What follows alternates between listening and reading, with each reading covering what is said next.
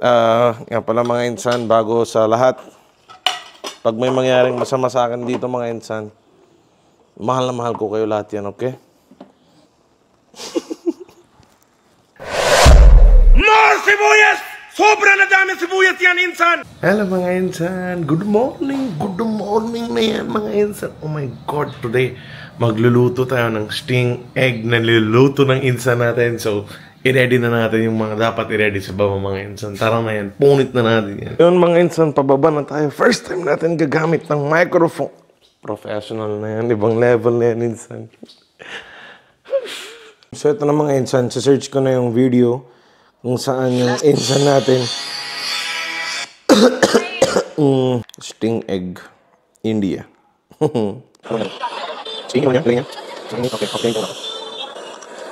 Alam niyo, habang pinapanood natin, gawin na natin mga insan. Mukhang madali lang naman yata. Sayang, di ba? Eto na, gawin na natin. No problem. Siyempre mga insan, unang-una sa lahat, ikakating-kating ko muna tong sili. Tapos kuha ko ng isang sibuyas sa likod. Kasi hindi naman ako kasing professional ng mga insan ko doon na habang naluluto na yun, sa taas ko na punit-punit. So yun, kating na natin mga insan sibuyas. Balatan na natin yan. Yan mga insan, nakating-kating na yung sibuyas. Ngayon sili naman. Okay, nandito na yung salt. Tapos tomato. Okay, corn to tomato. Yan mga insan, hinugasan ko na rin yung tomato. So tara, kating-kating na naman tayo dito yan sa kabila. Oh my God. Ma-process na tindahan ng mga insan ko yan. Shit, parang gusto ko na maging chef. Feel na feel ko na. Ganito pala yung nafe-feel ng mga insan ko. Pag sila nagluluto, feeling nila pinapanood sila ng buong totoo nga, pinapanood nga sila, nakaka-proud, di ba? Kaya pala feeling nilang lahat chef doon. Kahit pagkain na ng aso yung paninda nila, no problem. Pero feel na feel nila yung pagka-chef nila kasi pinapa-feel natin yun insan. They feel special, di ba? Sila na feeling special, no problem. Tapos na rin cutting tomato. Eto na mga insan, lulutuin na natin yung sting. Tumahimik! Shit! Lulutuin na natin yung sting with egg. Siyempre, yung uniform ng mga insan natin, checkered. Checkered na polo yan, no problem. Buksan na natin ang sting mga insan.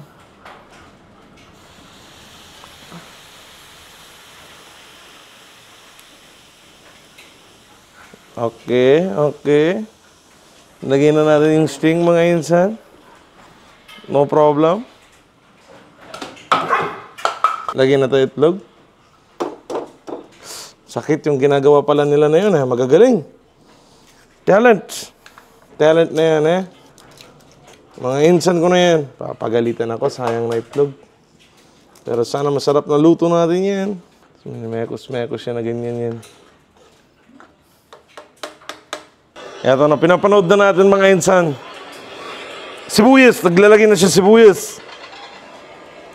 At sili, lagay na rin siya sili. Hello bossing. Papakain ko to siya mamaya. Yan na, naglagay na rin siya ng salt. Konti na salt, mga insan. Yan. So, imekos-mekos muna natin yan konti. Oh my God, ano kaya itsura nito? Lagay na rin natin yung tomatoes. Okay, yan yung tomatoes. Oh my God. Kainin ko talaga to. Para sa inyo, no problem. Punit na natin yan. Nga pala mga insan, bago sa lahat, pag may mangyaring masama sa akin dito mga insan, mahal na mahal ko kayo lahat yan, okay? No problem. Sobra ko na kayo mahal yan. Ito, cooking pa rin yung itlog. Parang hindi tama Yan siya mga insan. Cooking pa rin. Hindi ko na naman ang kalalabasan. Tapos titikman ko pa.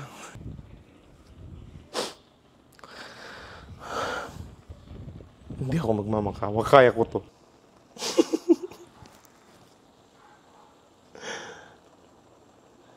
My God, what is this? What are we doing in our lives?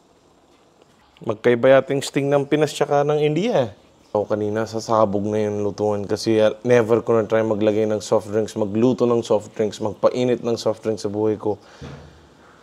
Dahil sa mga insan natin na yan, oh my God, kailangan na natin gawin yan. Okay, so mga insan, here goes nothing. Kinaya nga tao ng mga insan ko sa India. Kuha tayo itlog, sibuyas, tas isa sili.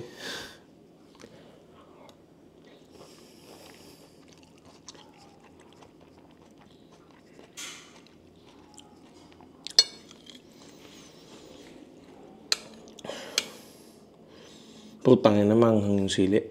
Isa pa, isa pa.